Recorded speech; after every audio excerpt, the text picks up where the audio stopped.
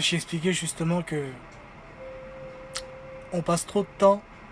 Non, c'est pas ça, c'est qu'on passe pas assez de temps avec Dieu et on passe pas assez de temps pour Dieu. Ça veut dire que on passe trop de temps dans les choses pour essayer de nous passer le temps, mais en vrai, il n'y a pas de passe-temps. Un passe-temps, ça n'existe pas. La parole de Dieu a dit que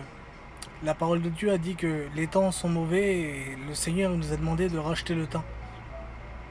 Donc, il n'y a pas de choses pour se passer le temps. On peut se divertir, on peut regarder un film, on peut faire beaucoup de choses. On peut aller dans des endroits, on peut faire. Mais si ça n'a pas une utilité, si ça n'a pas un profit, parce que si la chose ne profite pas dans le bon sens d'avancer, si ça apporte rien de bon, je sais pas si vous comprenez, je vais vous prendre un exemple. Si vous allez, par exemple, boire un verre, vous allez dans un endroit, vous allez dans un bowling ou je sais pas où c'est que vous voulez, vous allez boire un verre. C'est pas une chose mal, vous pouvez boire un verre. Mais si vous allez dans l'intention d'écouter des musiques, de délirer, de déconner, à la fin de la soirée, quand vous allez rentrer chez vous, vous allez garder quoi de la soirée que vous avez passée? Un bon moment, un bon souvenir du verre que vous avez bu avec les gens que vous avez passés. Mais cette chose-là, c'est vrai, elle va être là. Mais c'est une chose qui va être éphémère. Ça veut dire que ça va rien apporter à votre vie, ça va rien apporter à votre cœur. Et ça va être quelque chose qui va s'effacer. C'est quelque chose qui va s'effacer de votre esprit, qui va s'effacer de votre cœur. Et c'est quelque chose qui vous apportera rien. Sinon, un peu de bonheur sur le moment que vous le vivez. Je sais pas si vous me comprenez ce que je veux faire comprendre. Mais si vous allez dans un endroit, je vous prenais un autre exemple, vous allez dans un bowling, vous allez boire un verre, mais vous avez une conversation autour des choses de Dieu. Ou quelqu'un qui est avec vous qui est pas bien, qui a pas le moral, pas spécialement dans les choses de Dieu, pas spécialement au sens spirituel, mais quelqu'un qui est pas bien, qui passe par un problème. Ben, si vous êtes plusieurs chrétiens ou plusieurs chrétiennes, ou si seulement vous êtes deux ou trois, ben, vous l'encouragez, vous, voilà, vous faites quelque chose pour la personne. Et comme on apporte du bonheur à quelqu'un, comme on apporte de l'encouragement, comme on apporte quelque chose de bon à une personne, c'est comme un miroir. C'est comme un miroir. Le bonheur que la personne la reçoit, ben, il se reflète sur nous, il nous revient. C'est une chose. C'est pour ça qu'il y a un proverbe qui dit que il y a plus de bonheur à donner qu'à recevoir. Et c'est une vérité. Quand je lis quelque chose qui a marqué. Je comprends vraiment, merci d'avoir parlé de ça. Merci de m'avoir parlé de ça, ça me parle vraiment. Moi aussi, j'ai compris. Donc voilà, c'est ça la chose. Après, on peut faire des choses. On peut faire beaucoup de choses dans la vie de tous les jours. Et il y a beaucoup de gens qui se passent le temps. En vrai, moi, j'ai compris que le compte Instagram, là, je l'ai fait pour essayer de réveiller des gens. Je suis dessus, je passe. Des fois, je regarde un peu ce qui se passe, les publications, je mets des j'aime, voilà, je suis comme vous. Je suis pas plus ni moins, je suis pas plus fort que vous, je suis pas meilleur que vous. Attends, je dis juste ce qui m'a marqué le frère. Tu parles bien, merci mon frère. C'est la vérité que tu dis. Merci mon frère. Merci, c'est encourageant. Ça me fait plaisir que ça te parle aussi. Et ça que je veux vous faire comprendre, c'est qu'en vrai, il n'y a pas de passe-temps. Je l'ai compris, je l'ai réalisé depuis longtemps, puis en vrai, dans le fond de votre cœur, vous le savez. Attends, je dis qu'est-ce qui est marqué. Je voulais pas regarder ce direct et ça m'a forcé vu que j'ai vu Messenger Évangile. Merci Seigneur, Amen. Oui, et je disais que en vrai, il n'y a pas de passe-temps. Et en vrai, peu importe l'endroit qu'on peut être, en vrai, c'est nous-mêmes, il n'y a personne qui peut nous forcer. C'est pas suffit que vous allez passer à côté d'un camping ou d'une auto, ou à côté de, je sais pas, d'un magasin et que vous allez écouter un cantique, que automatiquement, le Seigneur va vous parler, il va vous conditionner pour écouter la parole de Dieu ou pour pouvoir la partager. Je sais pas si vous comprenez le sens. C'est à vous de disposer votre cœur, c'est pas à Dieu de disposer votre cœur. Dieu, il envoie son esprit, il envoie sa bénédiction, il envoie sa grâce, mais c'est à vous d'être disposé. Et donc vous êtes responsable de votre personne. C'est pour ça que dans la parole de Dieu, dans le livre des Proverbes, il dit, c'est le roi Salomon qui parle, et il dit, garde ton cœur plus que toute autre chose, car de lui viennent les sources de la vie. Et pourquoi garder son cœur plus que toute autre chose? Parce que le cœur, c'est le siège des sentiments, dit la parole de Dieu. C'est de là que tout vient. Et donc, si on veille sur notre cœur et si on garde notre cœur comme, comme un trésor et qu'on y fait attention et qu'on le met dans des conditions pour qu'il soit favorable aux choses de Dieu, ben, naturellement, automatiquement, ça qui va en découler, ça qui va produire, ça va être des choses bonnes. Je sais pas si vous comprenez le sens. Après, c'est sûr que dans la journée, il peut y avoir des petits accrochages, il peut y avoir avec les parents, avec la famille, avec qui vous voulez, je sais pas, il peut y avoir des choses, des imprévus, des choses qui se, voilà, ça arrive à tout le monde. Et ça, Seigneur le sait. Et ça, c'est des attaques de l'ennemi. Et voilà, ça arrive, des flèches que l'ennemi nous envoie. Mais faut être au-dessus de ça. Faut passer au-dessus de ça. Donc, j'en reviens à ce que je disais. Il n'y a pas de passe-temps. Il n'y a pas de passe-temps. Le Seigneur nous demande de racheter le temps parce que les jours sont mauvais. La moisson est grande et il y a peu d'ouvriers. Et moi, j'ai fait ce compte Instagram, c'est pour essayer d'attirer les gens avec un mot, en faisant un direct, en mettant une publication. Parce qu'en faisant défiler toutes les publications qu'il y a, des fois une image, un mot de Dieu. Bon, je sais, ça m'est arrivé souvent de fois. Des fois, un mot de Dieu, bam, c'est juste une phrase, un texte, un verset. Ça donne un truc, ça donne à réfléchir, c'est un rappel. C'est des rappels. Et ça me fait plaisir que vous êtes sur le compte, ça me fait plaisir que vous êtes là. C'est encourageant.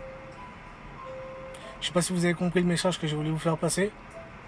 Maïli Landwehr. Je sais pas t'es qui. Tout à l'heure, il y a une fille qui m'a parlé de toi et elle m'a demandé si c'est moi qui parlais avec toi. Et je te connais pas. Donc je vois pas du tout t'es qui. Et je sais que t'étais sur mon compte avant. J'avais un autre compte qui portait le même nom. Et je sais pas du tout t'es qui.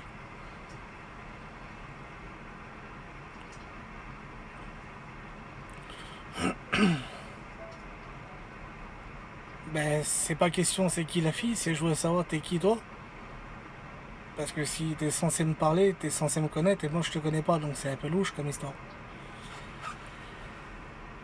Laura, je suis en train d'expliquer un truc depuis tout à l'heure et c'est dommage que tu viennes d'arriver que maintenant. Je vais pas tout refaire, mais c'est pour. J'explique depuis tout à l'heure qu'il n'y a pas de passe-temps dans la vie de tous les jours et que. Justement, en plus, toi, c'est bien que tu arrives. Moi, je suis moi, je te connais. Moi, je te connais pas. C'est bien ça. Ah, tu me connais pas. C'est mieux. Oui, parce que si je te connais pas, je sais pas comment tu ferais pour me connaître. Ça serait un peu compliqué. Enfin bref, ça doit être une autre Maïli en dehors. Je sais pas, elle a dû se tromper ou. Je sais pas. Bref, Laura, écoute-moi. Je sais pas si t'es là, attends, je regarde. Si t'es toujours dans le feu de l'action. Ouais, t'es là. Le temps que tu passes dans les choses de Dieu, c'est du temps que tu passes pas dans les choses du monde. Tu comprends ça? Et c'est ce que je disais tout de suite, de garder son cœur plus que toute autre chose. C'est ce que la parole de Dieu elle nous dit. C'est le roi Salomon qui dit ça, c'est dans le livre des Proverbes. Pourquoi? Parce que du cœur de l'homme viennent les sources de la vie. Et du cœur de l'homme viennent les mauvaises pensées. Du cœur de l'homme viennent les adultères. Du cœur de l'homme, ou de la femme, viennent toutes les choses qui peuvent se passer. Le péché, il va en 3 actes. Retenez la note là. Essayez de retenir la note. Attends, je lis que c'est marqué 2 secondes.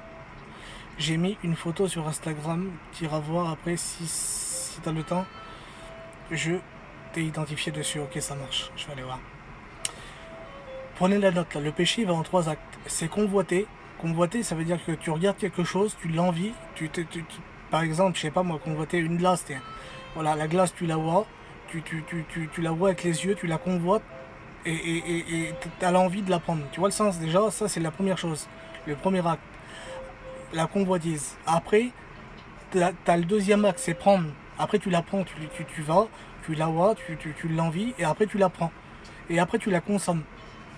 Une fois que tu l'as pris, tu la consommes. Le péché va en 3 actes. Et c'est comme ça que dans le jardin d'Éden, dans le livre de la Genèse, c'est comme ça que le diable, en vrai, il a séduit Ève. Elle a convoité le fruit qui était interdit, elle l'a convoité, elle l'a pris, elle l'a consommé. Et il y a des choses il y a des gens qui se permettent, il y a des choses qu'il y a des gens qui se permettent, et que, en vrai, s'ils ne se donneraient pas la permission de convoiter certaines choses, bah, il les prendrait pas et il les consommerait pas. Je sais pas si vous avez compris le message. Je vais vous faire comprendre. Donc en vrai, et c'est pour ça que il y a une parole, c'est dans l'épître de Jacques. Je sais, je vous sors beaucoup de textes, mais je peux pas parler sans la parole de Dieu parce que sinon si ça serait mes mots à moi, ça aurait pas de sens. Il y a, un texte dans le livre de Jacques, dans l'épître de Jacques, il dit que, je me suis embrouillé, je sais même plus ce que je dis. Je disais quoi? J'en étais où? Essayez voir de me, je vais voir en même temps si vous suivez. Essayez voir de me dire où c'est que j'en étais. Ce que je disais. Je vous parlais du cœur, je vous parlais des pensées, les péchés, les trois actes. Aïe. Ah, j'ai mon bras. Qu'est-ce que je disais? Jacques, ouais. Non, c'est Jacques. Jacques. Jacques-Henri. Non, c'est Jacques, l'épître de Jacques. Jacques, c'était le frère de Jésus. Son vrai frère. Tu disais que dans le Jacques de Jeanne. Hein. Maintenant, j'ai expliqué la convoitise. La convoitise, et je voulais expliquer quelque chose. Enfin bref. Donc, le péché, il va en trois actes. C'est convoiter, convoiter avec les yeux, prendre avec la main et consommer. Donc, voilà, si ton cœur, il se permet, si toi, tu permets à ton cœur,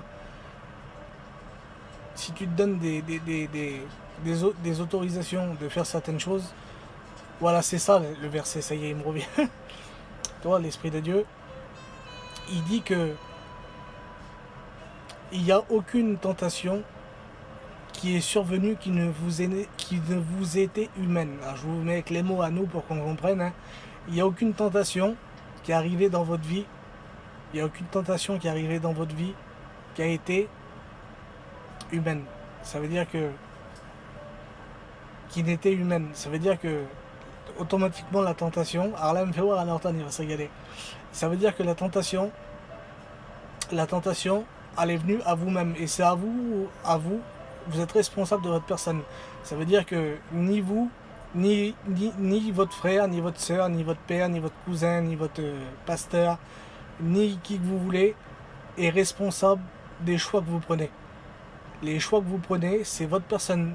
C'est pour ça que le Seigneur, il a donné le libre arbitre. Il a donné la liberté de choisir que même les anges de Dieu, ils n'ont pas. Même les anges de Dieu, ils n'ont pas cette chose-là. Et nous, on a la liberté de pouvoir choisir, de faire ou de pas faire, de dire ou de pas dire, d'aller ou de pas aller, de prendre ou de pas prendre. Donc, si vous vous donnez des permissions d'aller dans des endroits ou de faire des choses, après, il y aura des conséquences qui seront engendrées. Et ces conséquences-là, ils vont produire quelque chose. Ça veut dire que si je mens à quelqu'un, après ça dépend du mensonge, mais peu importe, si je mens à quelqu'un de quelque chose, le mensonge, il va engendrer quelque chose, il va engendrer une histoire, il va engendrer une rumeur, il va engendrer... Et ça, c'est moi qui m'aura laissé emporter par le désir de mon cœur de vouloir dire quelque chose de mal sur quelqu'un, un mensonge pour le bien, ou... Je sais pas si vous comprenez. C'est pour vous faire comprendre que ben, c'est nous qui sommes responsables de nous-mêmes. On peut pas mettre la faute sur qui que ce soit. Après, c'est sûr qu'il y a des gens qui sont envoyés on ne sait pas où. Des fois, ils arrivent de nulle part pour nous faire du mal. Et des fois, Zinda, c'est pas de leur faute. C'est parce qu'ils sont animés d'un esprit. En vrai, il n'y a pas 50 esprits. Hein. Il n'y a pas 50 esprits. Il y a l'esprit de Dieu, il y a l'esprit du monde. L'esprit du monde, c'est l'esprit du diable. Donc, il n'y a pas 50 choses, il n'y a pas 50 solutions. Celui, il va être dur mes paroles que je vous dis, peut-être qu'il y en a qui ne sont pas chrétiens, mais c'est ce que la Bible a dit, et moi je ne peux pas dire autre chose que ce que a dit la parole de Dieu. Celui qui marche pas selon l'esprit de Dieu, il marche selon l'esprit du monde. Et l'esprit du monde, c'est l'esprit du diable. Le diable, il gouverne la terre, c'est son esprit qui est répandu sur la terre. Donc, si tu n'as pas l'esprit de Dieu et que tu marches pas selon l'esprit de Dieu, tu marches selon un esprit du monde. Donc automatiquement, tes gestes, tes paroles, ta conduite, tes pensées, t'as pas la conscience, t'as une conscience, mais t'as pas la conscience vraiment du bien et du mal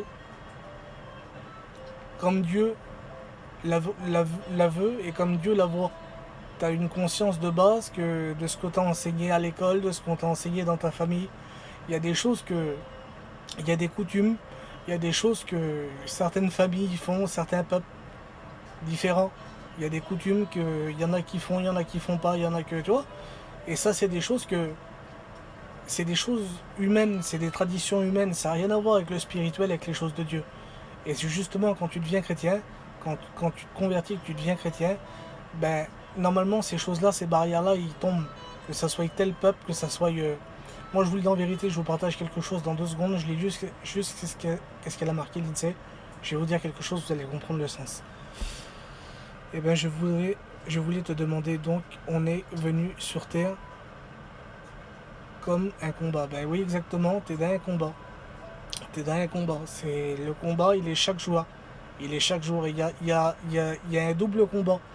T'as le combat, t'as le combat de la vie de tous les jours, des choses qui se passent, des épreuves qu'on a, voilà, les choses qu'on passe toute la journée, les coups durs, les choses qui nous arrivent. Et t'as un autre combat, c'est le combat contre toi-même. T'as pas besoin de combattre le diable. Le diable, tu le combats d'une certaine façon, mais tu le combats en combattant toi-même. Pourquoi? Bah parce que c'est écrit dans la parole de Dieu, encore une fois, je reprends encore un passage, c'est que c'est écrit qu'on n'a pas à lutter contre la chair et le sang. Ça veut dire que t'as pas à combattre les gens, t'as pas à combattre, euh, t'as pas à te battre si tu préfères, je vais prendre comme ça le mot. T'as pas à te battre contre les gens, t'as à te battre contre toi-même, c'est-à-dire à résister à tes pulsions, à tes envies, à tout ce que c'est que ton cœur charnel, il aime. Si tu veux, si t'aimes bien, je sais pas, je vais prendre un exemple. Moi, je suis un garçon, j'aime bien manger. Si je m'écoute, moi, j'aime bien les bons manger, j'aime bien les restaurants, j'aime bien. Mais ça qu'il y a, c'est que si je vais dans les restaurants, je prends vite du poids. Donc, si je m'écoute que je vais souvent manger des choses que ça va pas, automatiquement, bah, je vais prendre du poids. Je sais pas si je comprends le sens. Donc, il faut que faut des fois que je me prive. Et c'est pour mon bien, c'est pas pour mon mal. Même si ça me fait du mal de pas pouvoir aller faire ce que je veux et manger ce que je veux, mais il y a des choses que voilà, je me prive parce que je sais que c'est pour mon bien. Je sais pas si tu as compris le truc. Attends, je lis que c'est marqué. Et si on dit pardon au Seigneur, mais on demande pour quelque chose et que tu le refais. Ça, il y a un verset qui dit, il y a un passage dans la parole de Dieu qui dit que il y a la repentance, il y a la repentance, il y a la repentance, ça salue. Ça veut dire que et que on ne se repent jamais. Si tu veux, maintenant, je vais te dire avec mes mots à moi. Le texte, c'est pas exactement ça, mais je vais te dire avec mes mots à moi. Si tu veux, il y a des choses que il y a un message que Jimmy, tout simplement, je suis en train de penser à ça. En plus, on a parlé de ça hier soir. Il y a la sanctification, c'est tout simple. Il explique, il prend, si tu veux, il prend une image, il prend un mouchoir, et il fait voir le mouchoir, si tu veux, à ce niveau-là. Et il fait voir que ça, c'est la chose que tu vois dans ta vie qu'il ne faut pas que tu fasses. Et arrivé un moment, tu vas passer du temps dans la prière, tu vas passer du temps dans les choses de Dieu, et tu vas demander à Dieu que Dieu te l'enlève, cette chose-là. Mais toi, il va falloir que tu mettes du tien, il va falloir que tu mettes de tes efforts. Et arrivé à un moment, cette chose-là, Dieu va te l'enlever parce que tu auras fait des efforts et Dieu va te libérer de cette chose-là. Mais derrière cette chose-là, il y en a une autre qui est plus petite. Tu la voyais pas parce qu'il y avait la première qui la cachait. Et la chose qui est plus petite là, ça va être encore une nouvelle chose dans ta vie que Dieu faudra qu'il retire et que toi, tu pourras plus vivre. Et ainsi de suite, et ainsi de suite, et ainsi de suite. Et il y aura toujours des choses que la sanctification parfaite, tu ne l'obtiendras jamais sur la terre. Après que tu demandes pardon à Dieu d'un cœur sincère, le Seigneur te pardonne. Et ça qu'il y a, c'est que si tu recommences,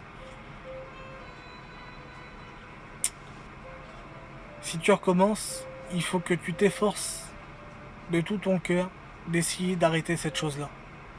Il y a des choses, moi, dans ma vie que j'arrive pas à arrêter. Je voudrais arrêter. Il y a des choses qui ont été faciles à arrêter. Et il y a des choses qui ont été très dures à arrêter. Et il y a des choses que j'arrive toujours pas à arrêter. Je sais pas si tu comprends le sens que je veux faire comprendre.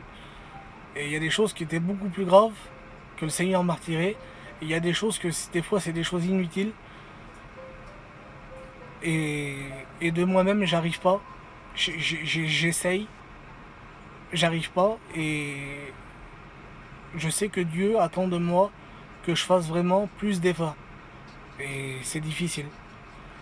Mais le Seigneur, pour te donner un exemple sur le pardon, l'apôtre Pierre, c'était un homme qui était emporté. C'était un apôtre du Seigneur, c'était un homme de Dieu. Et il va demander à Jésus, parce que Jésus, il parlait du pardon. Il parlait justement du pardon. Et comme Pierre, il écoutait ça, comme il écoutait, si tu veux, la prédication de Jésus, il, il- il s'est vu dans une situation, j'imagine qu'il s'est vu dans une situation qu'il se voyait confronté, emporté avec quelqu'un, puis qu'il avait un coup de gueule, puis que ça allait dégénérer, si tu vois le sens.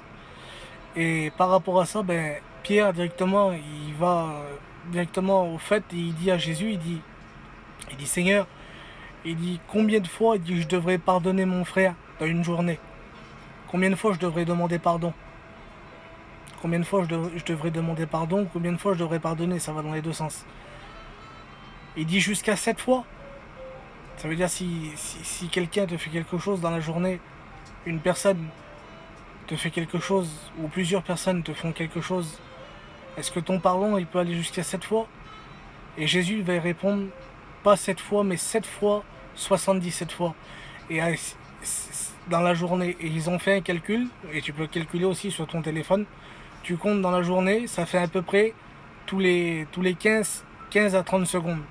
C'est-à-dire que Jésus lui-même, Jésus, le Christ, lui, il te pardonne tous les 30 secondes. Si tu demandes pardon d'un cœur sincère, il te pardonne. Et c'est pour ça que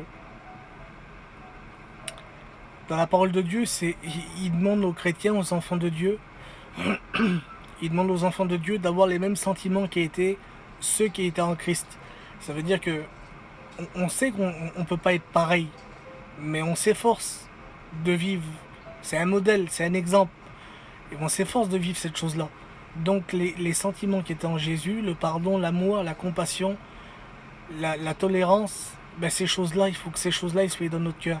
Et c'est dur pour tout le monde, c'est dur pour tout le monde, c'est compliqué pour tout le monde parce qu'on a tous des vies différentes, on a tous des combats différents. Mais l'amour que Dieu met dans notre cœur, il y a des moments, dans des situations, que comme on n'est pas chrétien, ou comme on est, même qu'on est chrétien, mais qu'on a le cœur orgueilleux, ou qu'on est fier de notre personne, ou de notre famille, ou de notre peuple, ou je sais pas de ce que vous voulez, ben, on n'arrive pas à s'humilier, on n'arrive pas à demander pardon, et on n'arrive pas à pardonner quelqu'un. Parce que on a raison. Et je vais vous donner une note là-dessus, sur la chose d'avoir raison. J'expliquais ça il y a quelques jours à un frère.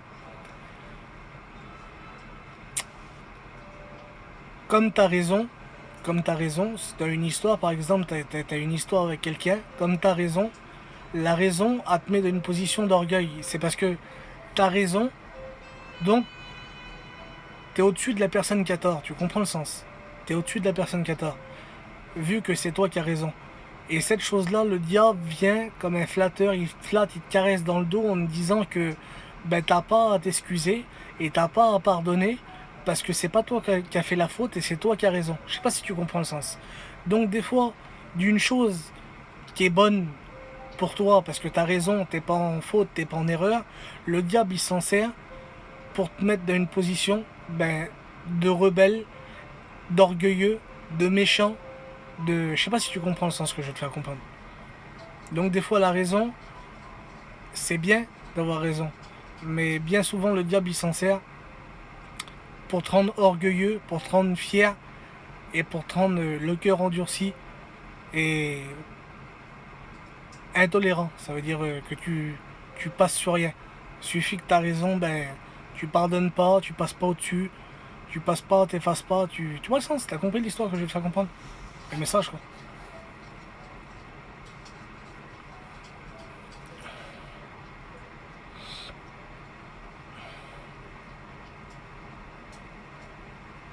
Vous pouvez parler, il y a que moi, y a que moi qui parle depuis tout à l'heure. Dites quelque chose, je sais pas.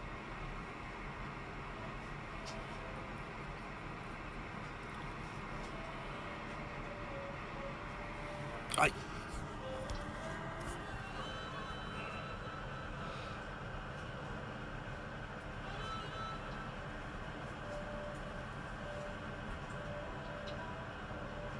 Personne n'a rien à dire.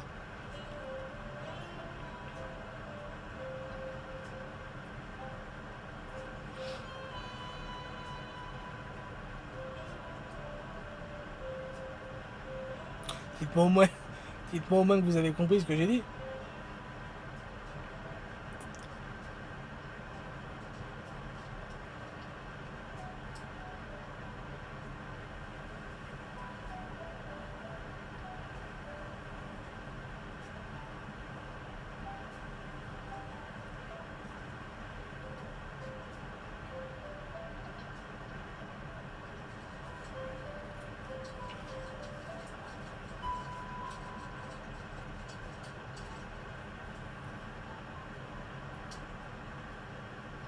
Bon, je veux bien vous partager des choses, mais si vous n'êtes pas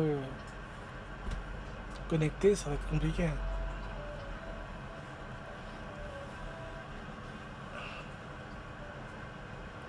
J'ai vraiment compris, tu parles vraiment bien.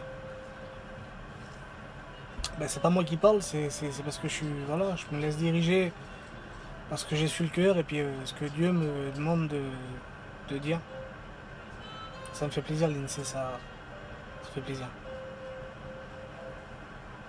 Shona, ça fait plaisir aussi. Et ça me parle énormément. Amen. Ça fait vraiment plaisir. Vraiment, c'est encourageant en vérité.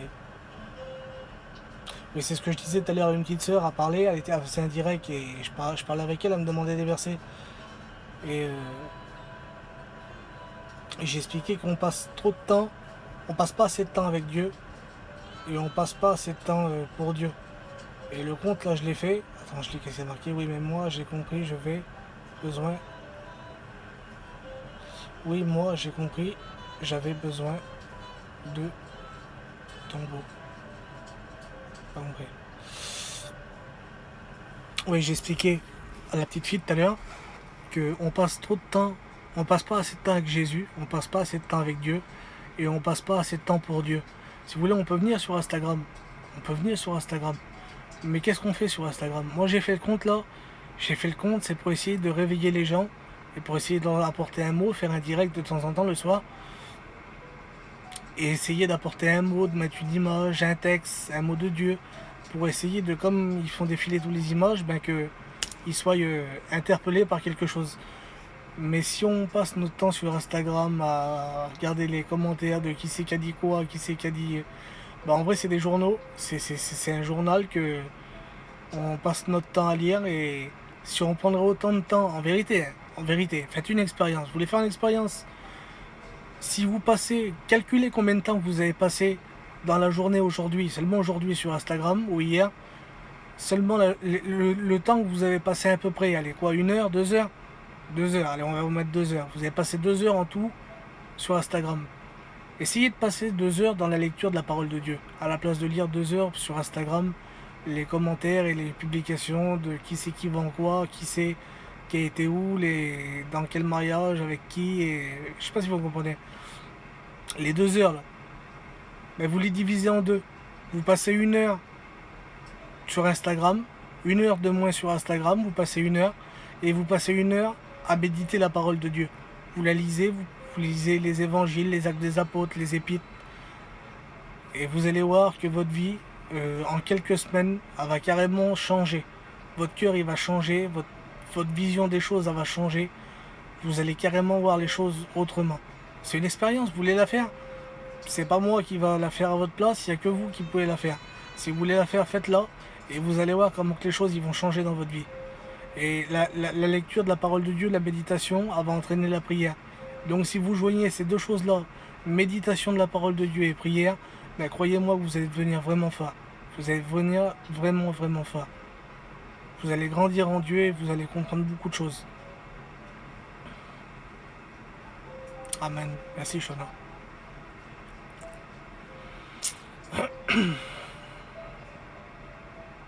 En vrai, c'est simple ce que j'explique, c'est pas compliqué, je pense que vous m'avez compris. J'essaie d'être le plus simple possible. Je pense que vous avez compris le message que je veux vous faire passer. Si vous avez passé hier ou aujourd'hui de 3 heures sur Instagram, vous divisez en deux ce que vous passez comme temps d'habitude. Si vous passez 3 heures, ben vous passez qu'1 heure et demie. Et puis les 1 heure et demie qui restent, bah, vous passez une demi-heure dans les cantiques, une demi-heure dans la prière et une demi-heure dans la lecture de la parole de Dieu. Bah, vous faites ça pendant une semaine, 10 jours, vous allez voir votre vie elle va être carrément bouleversée, en vérité.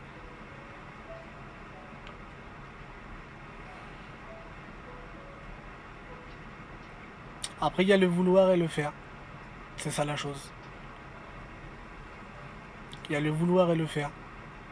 C'est pour ça que l'esprit, il est bien disposé, l'esprit, il veut. L'esprit qui est en toi, l'esprit de Dieu qui a agi en toi, il veut faire ces choses-là. Je l'encourage de tout mon cœur, mon frère. En vérité, vraiment, je l'encourage. L'esprit de Dieu qui est en toi, il veut le faire. T'as l'envie, t'as le désir de le faire. Mais le charnel, là, il veut pas. Lui, il veut que tu regardes la télévision. Il veut que tu vas sur Instagram pour déconner avec tes copains ou avec tes copines. Il veut que tu vas sur, je sais pas moi ce que t'aimes comme chose, mais il veut que tu passes du temps, de l'occupation, de la distraction. Il veut te distraire autrement. Il veut te distraire avec les choses, de la musique, que ça soit un livre, un roman, je sais pas n'importe quoi, tu peux imaginer, mais avec des choses que c'est inutile. Et c'est des choses que la plupart de toutes les choses, en vrai, si tu fais vraiment le calcul, bah en vrai, la plupart des choses, c'est des choses qui sont inutiles. C'est des choses qui sont inutiles. Il y a des choses qui sont utiles pour ta vie, mais le reste, il y a 20% de choses qui sont utiles pour ta vie, et il y a 80% que c'est inutile, que c'est du. Ça sert à rien, c'est du vent. C'est du vent, c'est du temps perdu. Donc c'est ça. Et il y a un verset qui dit, c'est dans le livre de Job, il dit que c'est un copain à Job qui est là dans son malheur, sur son lit de souffrance, et il parle, et il dit à tes résolutions répondra le succès, et sur ton chemin brillera la lumière. Donc c'est à vous de prendre les bonnes résolutions, c'est à vous de prendre les bonnes décisions. Et c'est à vous de prendre les bons choix. Et selon les choix que vous allez prendre, s'ils sont dans la volonté de Dieu, en accord avec la volonté de Dieu, dans le plan de Dieu, dans les choses de Dieu, ben vous allez voir la lumière de Dieu briller sur votre chemin, qui vous éclairera, qui vous guidera, qui vous conseillera, qui vous fortifiera, qui vous donnera des forces de supporter les moments difficiles de la vie de tous les jours, les moments durs, qui vous donnera le courage de prier pour vos frères, pour vos sœurs, même le courage de prier pour les gens qui vous font du mal. Parce que l'amour de Dieu, il découlera dans votre cœur et vous aurez le pardon, vous aurez la force de, sans pardonner, mais sans dire besoin d'être amis et de se serrer dans les bras à chaque fois que vous vous voyez, ou de s'appeler au téléphone tous les 5 minutes, mais seulement plus avoir de rancune contre certaines personnes. Des racines de haine, des choses comme ça, et ça se fait pas comme ça en un claquement de doigts, mais à la longue, tout doucement, ça se fait. Le Seigneur, il agit, et la lumière brillera sur votre sentier.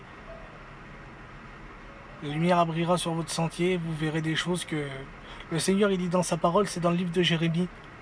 Il dira, si vous voulez les versets, après vous m'envoyez un message, je vous donnerai les références. Parce que là, je peux pas tout marquer, puis tout donner, et puis je veux pas vous donner des fausses notes non plus. Donc je vous enverrai les versets. C'est écrit, invoque-moi. C'est écrit, invoque-moi. Et je te ferai connaître et découvrir des choses cachées, des choses que tu ne connais pas. Donc, des fois, on pense connaître des choses, que ce soit dans la vie de tous les jours ou dans les choses de Dieu. Et ben, comme on passera du temps, comme je vous l'ai expliqué, dans la prière, dans la méditation de la parole de Dieu, dans les cantiques, dans la présence de Dieu, ben, plus on avancera tous les jours. Et si on est sérieux dans ce qu'on fait, si on est sincère, le Seigneur il nous dévoilera des choses que jusqu'ici on pense connaître, mais les choses de Dieu c'est au-delà de l'infini de ce qu'on peut imaginer. Donc préparez-vous à des grandes surprises, préparez-vous à avoir des miracles, préparez-vous à avoir des victoires, préparez-vous à avoir des choses importantes dans vos vies, des changements, des bénédictions, des cœurs réparés, des choses. Mais pour ça, il y a votre part. C'est ce que je vous explique depuis le début du message. Il y a votre part. Et votre part, c'est ni votre soeur, ni votre frère, ni votre cousin, ni votre cousine, ni votre ami, ni votre qui que vous voulez. Il n'y a personne qui peut le faire à votre place. Ils peuvent vous aider, ils peuvent vous encourager. Il y a des amis à vous qui vont vous décourager. Même des chrétiens, hein. Il y a des chrétiens qui sont charnels et qui vont venir vers vous puis en vous disant ah, tu perds ton temps, viens avec moi, on va se boire un verre, ou tu perds ton temps, viens avec moi, on va voir un tel, on va rigoler, ou viens, on va voir les petites filles là-bas, on va voir les garçons. Et c'est des gens que, malheureusement, vous êtes disposés à vouloir faire des bonnes choses pour Dieu, vous êtes disposés à vouloir passer du temps avec Dieu, et ces gens-là, ben, ils sont pas disposés, et ils vont essayer de vous entraîner, malgré eux, sans s'en rendre compte, dans des choses que ça va vous éloigner de la présence de Dieu. Donc c'est pas non plus de vous éloigner d'eux, mais c'est à vous de les ramener dans le bon sens et de leur faire comprendre que la place d'un chrétien ou d'une chrétienne, c'est dans la présence de Dieu et c'est dans les choses de Dieu. C'est pas dans les choses.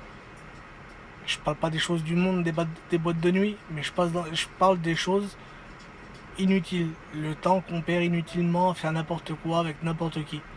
Voilà, faut racheter le temps. Moi en fait, c'est très dur avec ma famille car ils ne sont pas chrétiens. Je sais pas comment leur en parler.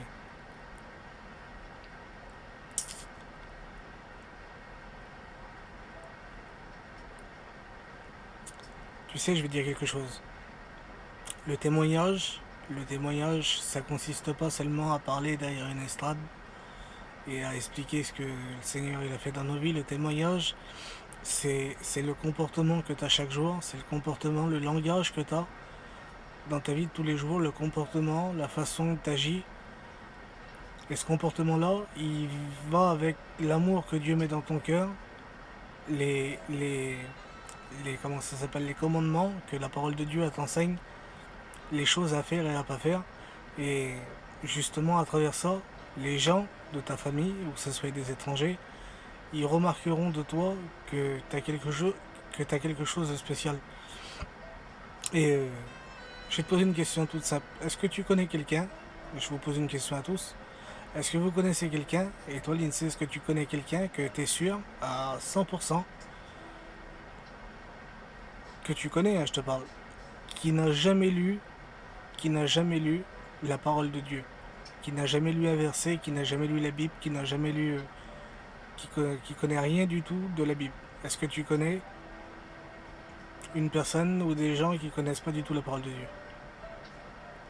Que tu pourrais mettre ta main au feu en disant oui, je suis sûr, affirmatif, que cette personne-là ne connaît pas du tout les choses de Dieu. D'accord. Maintenant, je vais t'expliquer. Je me rappelle plus c'est dans quel épître, je sais pas, je crois que c'est dans Corinthiens. L'apôtre Paul, il va dire que... Non, je ne connais pas moi. L'apôtre Paul, il va dire que on est des lettres écrites. Ça veut dire que on est des testaments. Ça veut dire que chaque chrétien, chaque chrétienne, chaque enfant de Dieu, baptisé ou non baptisé, mais qui a reçu Jésus dans son cœur, qui l'a accepté et qui suit les choses de Dieu, ben pour ces personnes-là, on est des lettres écrites. C'est-à-dire qu'on est des parchemins, on est des morceaux de la parole de Dieu, on est des pages de la Bible. Je sais pas si tu comprends ce que je veux dire. Ça veut dire qu'à travers ton comportement, c'est ce que je te disais, à travers ton langage, à travers des actions que tu fais, à travers des choses que tu fais pas, ben justement, les personnes qui t'entourent, ils peuvent remarquer des choses qu'ils remarquent pas chez les autres. Et ces choses-là, c'est des choses que Dieu te donne, c'est des choses que Dieu a mis dans ta vie, et c'est des choses que Dieu a mis dans ton cœur. Donc, il n'y a aucune personne qui côtoie un chrétien qui connaît pas la vie chrétienne. Je sais pas si tu comprends le sens que je dois comprendre. C'est pas moi qui le dis, c'est l'apôtre Paul. Il dit que, je t'enverrai le verset si tu veux. Il dit qu'on est des lettres écrites, qu'on est des testaments et qu'on est écrit de la main de Dieu. Ça veut dire que le Seigneur, tout simplement, il a fait de nous des témoignages vivants. Non pas seulement comme des gens, ils témoignent souvent dans une réunion ou qui vont donner des prospectus dans la rue en chantant des cantiques et en chantant de la guitare, mais simplement à ton comportement, à ton langage, à ta façon d'agir, à ta façon de te comporter. Spirituellement, je parle, hein, parce qu'on a tous des défauts, on a tous des fautes, on a tous des failles, Mais à ta façon d'agir, à ta façon de te comporter, à ta façon de te comporter, et ben le Seigneur, à travers sa parole et à travers la bouche de l'apôtre Paul et ses écrits, il va dire que tu es une lettre écrite pour ta famille, pour les gens qui t'entourent, pour les gens qui t'ont rencontré depuis que tu connais Dieu et pour les gens que tu rencontreras. Parce que tu reflètes la parole de Dieu. Tu es un reflet, tu es un miroir. C'est pas écrit comme ça, mais c'est que moi, je le dis, tu es un miroir qui reflète les passages de la parole de Dieu. Parce que, tu sais, chaque chrétien, chaque chrétienne, il connaît la parole de Dieu d'une façon différente parce que chacun étudie euh, des passages. La parole de Dieu, elle est grande et chacun étudie des passages différents. L'Ancien Testament, le Nouveau Testament, les évangiles, l'Apocalypse, et chacun connaît d'une façon ou d'une autre des domaines différents, tu comprends? Et ces choses-là, c'est des choses qui sont gravées dans notre cœur et des fois, sans qu'on s'en rende compte, on les retransmet et on les retranscrit dans notre vie de tous les jours. Tu comprends le sens? Ça veut dire que des fois, sans t'en rendre compte, tu as donné des mots de Dieu à quelqu'un sans parler spécialement, mais à ton comportement, à ta façon de faire, à ta façon de... Tu vois? Donc, même si c'est difficile pour toi, pour tes parents, pour ta famille, de leur parler des choses de Dieu, laisse simplement Jésus répondre à ta place. Si tu n'arrives pas, toi, à répondre les mots qu'il faut, parce que tu sais que tes mots ils vont peut-être être charnels ou que tu n'auras pas la force de discuter avec eux, laisse Jésus répondre à ta place. Parce que ce que toi, au moment où tu seras limité, c'est l'Esprit de Dieu qui agira dans leur cœur, qui agira dans leurs pensées, même s'ils ne sont pas chrétiens. Dieu peut parler à n'importe qui, de n'importe quelle façon. Dans la parole de Dieu, il a parlé à un homme, il a arrêté un prophète, qui, c'est juste entre parenthèses, je te donne l'histoire à peu près en quelques mots. C'était un homme de Dieu, mais qui avait pris une décision, c'était d'aller faire du commerce et gagner de l'argent. Et il avait pris une direction, c'était quitter les choses de Dieu pour aller faire son commerce. Et, et dans son cœur, il sentait que ça allait pas, mais il a voulu persévérer quand même. Et donc à l'époque, il n'y avait pas de voiture, hein, imagine bien, c'était il y a 3 4 000 ans. Il y a 3 000 ans. Mais il était à. Il était à. Il était sur la route avec un âne. Il marchait sur un âne. Enfin, il marchait sur un âne. Il marchait. Il était monté sur un âne. Et l'âne a parlé. Dieu a fait parler à un âne d'une voix comme moi je te parle ce soir. Et moi je peux être cet âne là qui te parle. C'est peut-être drôle ce que je te dis, hein, mais je peux être cet âne qui te parle et qui te dit, qui te donne des conseils. Parce qu'en vrai je suis pas meilleur que toi, je suis pas plus fort que toi. Et je suis pas meilleur que n'importe qui, tu comprends le sens? Mais le Seigneur peut servir de n'importe qui et de n'importe quoi et de n'importe quelle façon pour parler à quelqu'un, chrétien ou pas chrétien. Tu comprends le sens? Il va parler plus facilement à un chrétien qui est réceptif aux choses de Dieu par l'Esprit de Dieu, mais il peut parler à n'importe qui dans le cœur de quelqu'un seulement par la conscience, parce qu'on a tous la conscience du bien, du mal, de la haine et de l'amour, de la méchanceté et de la bonté. Tu comprends le sens? Donc il y a des moments où tu seras stoppé, où tu seras bloqué, où tu seras sans issue dans des conversations ou dans des situations. Et à ce moment-là, il faut que tu places Jésus devant toi. C'est pas Jésus à côté de toi et c'est pas Jésus derrière toi ou c'est pas Jésus dans ta poche. C'est Jésus devant toi, Jésus sur ton cœur. Et lui, il parlera dans la conscience, dans les pensées et dans le cœur des gens qui t'entourent. Et à la longue, je te dis pas que ça se fera en une fraction de seconde, mais à la longue, Dieu travaillera leur cœur. Et c'est par tes prières et par ton comportement, comme je te l'ai déjà dit, mais par tes prières, même si tu vois, regarde, réfléchis. Par exemple, moi, tu voudrais que je devienne chrétien. Tu vas prier pour moi, mais tu vois pas de changement. Je suis quelqu'un qui boit, je te prends un exemple, je suis quelqu'un qui boit. Tu pries pour moi, tu veux que je change, tu veux que je vienne à Dieu, tu veux essayer de m'emmener à la réunion. Et tu vois que plus que je prie pour moi, plus je vais dans les bars et plus je vais dans les boîtes et plus je sors et plus je bois.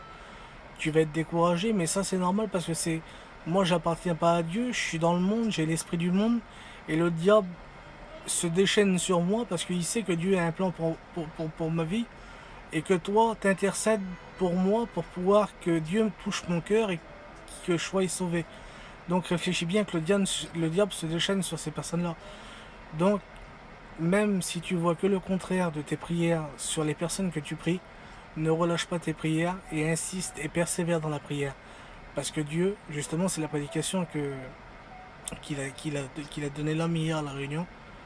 C'est justement, Dieu veut qu'on persévère et qu'on insiste dans la prière et qu'on soit acharné et, comment qu'on va dire, qu'on soit, je sais pas, je trouve pas le mot, mais qu'on soit persévérant tout simplement et qu'on insiste vraiment. Il explique l'image que tout simplement qu'un petit enfant, en vrai ton petit frère, ta petite soeur, ta petite cousine, tu vas être dans un magasin vers des bonbons, elle va venir une fois, deux fois te demander de la monnaie, t'as pas 1 euro, t'as pas 2 euros. Puis toi t'es avec tes copines, t'es en train de parler, puis tu vas lui dire tout à l'heure, je reviens tout à l'heure, tu vois le sens, ou un peu plus tard, ou je te les donnerai tout à l'heure, ou demain, tu vois, mais la petite elle va tronger, elle va pleurer, elle va être là, elle va, tu vois, bah arrivé à un moment ça va te faire mal au cœur, et puis même si voilà, pour être tranquille, bah pour te débarrasser d'elle, tu vas lui donner les 1 euro, là, bien s'acheter le paquet de bonbons.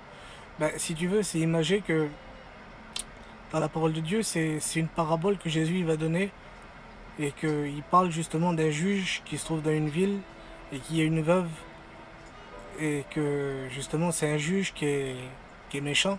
Mais Dieu il est amour. Mais là c'est un juge qui est méchant et qui porte attention à personne, qui est égoïste.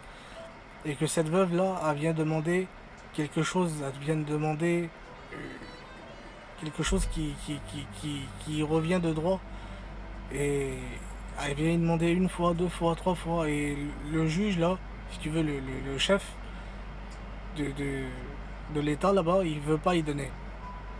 Et au bout d'un moment, tellement qu'elle insiste, et ben tout simplement, il se dit en lui-même, plus que cette veuve vient m'importuner tous les jours, je vais quand même céder et y donner. Tu comprends? Donc, et ça, c'est une parabole de Jésus, et c'est justement, il enseigne pourquoi qu'il faut persévérer dans la prière. Donc, autant qu'un juge mauvais, dans la parole de Dieu, il peut donner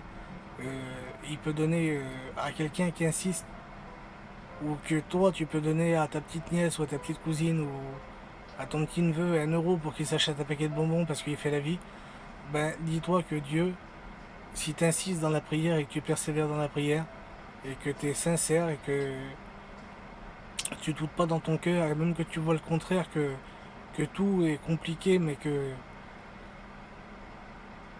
toi tu le crois de tout ton cœur parce que le Seigneur il t'a mis dans ton cœur qu'il fallait que tu le fasses, bah persévère dans la prière et tu verras les gens qui t'entourent qui vont changer. Et ils vont pas changer en une journée, il y en a que c'est arrivé, il y en a qui ont été dans des réunions et tout est changé. Mais il y en a que c'est plus compliqué, il y en a qui ont de la rancune contre Dieu, il y en a qui veulent pas s'humilier, il y en a qui veulent pas accepter Dieu parce qu'ils aiment des choses du monde et qui veulent pas les renier, ils veulent pas renoncer les choses qu'ils aiment, tu comprends? Mais il faut persévérer dans ce combat-là, que tu pries pour ta famille et que tu pries pour les gens qui t'entourent. Mais c'est à travers, comme je te l'ai dit tout à l'heure, c'est à travers toi, c'est à travers ton langage, ton comportement et à travers les prières que tu feras et que tu continueras de faire, ben, que Dieu va agir. Et en son temps. Parce que des fois, toi, tu voudrais que les gens ils changent en une semaine, en un mois, mais Dieu connaît mieux les choses que nous et que tout le monde. Et c'est pour ça qu'il va dire dans sa parole, c'est dans le livre d'Ésaïe, il va dire mes pensées ne sont pas vos pensées, mes voix ne sont pas vos voix. Mes pensées sont au-dessus de vos pensées, et mes voix sont au-dessus de vos voix. Ça veut dire que nous, on a une vision des choses, on a notre vision à nous, on voit les choses à notre façon. Il y a des choses qu'on comprend, il y a des choses qu'on ne comprend pas, mais Dieu connaît toutes choses. Donc tu peux vraiment y faire confiance et tu peux vraiment le croire de tout ton cœur et mettre ta foi en action que ce qu'il t'a promis, il va le faire. Et même si tu vois que le contraire, il faut que tu persévères dans la prière et tu verras la main de Dieu se poser sur les gens qui t'entourent et que tu comprends. Faut que tu sois, en un mot, faut que tu sois vaillante. Faut que tu sois vaillante déjà de toi-même, de ta personne, et faut que tu sois vaillante dans la prière. La prière, c'est la clé. Tu sais, dans les choses de Dieu, il n'y a pas 50 000. C'est pas une recette de cuisine avec 50 000 ingrédients. Dans les choses de Dieu, les deux choses fondamentales d'une vie chrétienne, c'est une vie de prière et une vie de consécration, c'est-à-dire une vie de prière, une vie de lecture de la parole de Dieu, parce que comme tu as de la connaissance, bah, tu peux parler de choses de Dieu à des gens pour les encourager, des gens qui te posent des questions qui sont dans l'égarement, qui connaissent pas, qui se sentent perdus, qui savent pas où c'est qu'ils en sont, ou qu'ils ont besoin d'un conseil. Ben, toi, comme tu sais les choses, comme tu les as lues, comme tu les as compris, comme tu les as étudiées, comme Dieu te les a révélées, tu sais tout ce que je te dis depuis tout à l'heure, ça vient pas de moi. C'est moi qui te le dis, mais ça vient pas de moi. De moi depuis tout à l'heure, tout ce que je te dis, c'est que je me laisse diriger par Dieu et c'est Dieu qui met dans mon cœur ces paroles-là pour toi. Après, moi, je sais pas quel impact que ça a sur ton cœur et sur ta vie, et je sais pas ce que tu en comprends, mais Dieu te donne. Je sais que Dieu, moi, dans mon cœur, il me dit que Dieu. J'arrive pas à parler. Dieu me met dans mon cœur, il me dit que tu comprends ce que je te dis parce que c'est comme je suis comme un intermédiaire et lui, il fait en sorte que ce que je te dis, toi, tu puisses le réaliser, le comprendre. Et c'est ça qui est beau dans les choses de Dieu. C'est ça qui est grave en vrai. C'est des fois, il y a des gens que c'est pas du tout le même peuple, c'est pas du tout le même monde, c'est pas du tout le même. Et dans les choses de Dieu, unis dans l'esprit et dans l'amour de Dieu, ils arrivent à se comprendre, ils arrivent à partager des choses que même des fois des frères, des sœurs, des cousins, ensemble, de la propre famille, des amis, ils n'arrivent pas à partager. Je sais pas si t'as compris.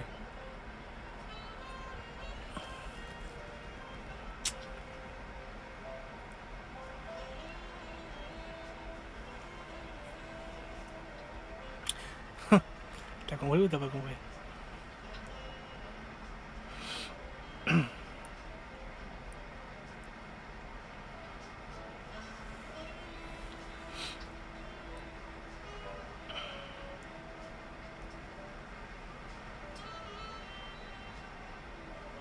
Eh ben amen, amen, ça me fait plaisir.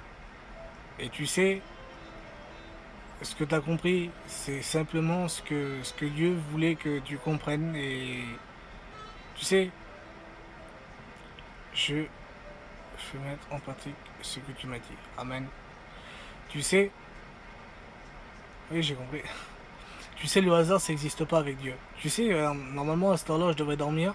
Et ce soir, et en fait, des directs que j'en faisais avant, j'avais le même compte que ça. C'est un autre compte que j'avais qui portait le même nom et je l'avais effacé. J'étais parti pendant l'Instagram pendant un moment.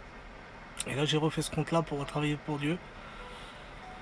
Et en vrai, les coïncidences, le hasard, ça n'existe pas dans la parole de Dieu. Il n'y a pas de hasard, il n'y a pas de coïncidence. Donc, si tu veux, si les mots que tu entends à cette heure-ci et que tout ce qui est dit et tout ce qui est fait, si tu es là et que tu écoutes, c'est pas le fruit du hasard que ça a fait en sorte que tu es arrivé comme ça sur le direct et puis que. Tu vois le sens? C'est parce que Dieu a voulu à ce moment-là que cette conversation-là elle a eu lieu et que je te dise ces mots et que toi tu les écoutes parce que tu avais un besoin dans ton cœur. Et c'est ça un plan de Dieu. C'est tout simplement ça. Regarde ce soir. Attends, je vais lire ce que tu m'as écrit. Ce soir, je devais me coucher, me foutre au téléphone, tu vois. Et j'étais à la réunion, je suis revenu de la réunion, j'étais béni. Pas spécialement dans la réunion, mais quand je suis revenu, puis j'ai eu à cœur de faire un direct, et puis regarde, c'est quand tu fais la volonté de Dieu, que tu es dans les cantiques, la prière, que tu passes du temps dans les choses spirituelles, bah, tu accomplis la volonté de Dieu. Et quand tu accomplis la volonté de Dieu, tu arrives dans le plan de Dieu. Et le plan de Dieu, c'est ça. C'est ce qui se passe ce soir. Attends, je lis ce que tu m'as marqué. J'arrive pas à lire exactement. J'ai toujours voulu une personne qui vient me dire toutes ces choses. J'ai demandé à Dieu de m'envoyer une personne. Bah tu vois, je suis peut-être pas... je suis peut-être pas... comment qu'on dit, j'ai pas des ailes dans le dos, tu vois le sens, mais ça me fait plaisir que le Seigneur il puisse se servir de moi pour te parler et il servira de moi, il servira de moi ce soir, il servira de quelqu'un d'autre demain, il servira de quelqu'un d'autre dans une semaine. Et il servira toujours de quelqu'un ou d'une façon ou d'une autre façon, à travers quoi que ce soit, des fois dans un film, des fois dans une musique. Bon, je te parle pas des musiques de Jul, hein, je te parle des musiques, une musique sensée, qui a des paroles, des fois à travers une musique, à travers une parole, à travers un film. Dans un film, il y a un passage que ça va te parler, que ça va te faire réaliser, que un mot que Dieu veut te faire comprendre.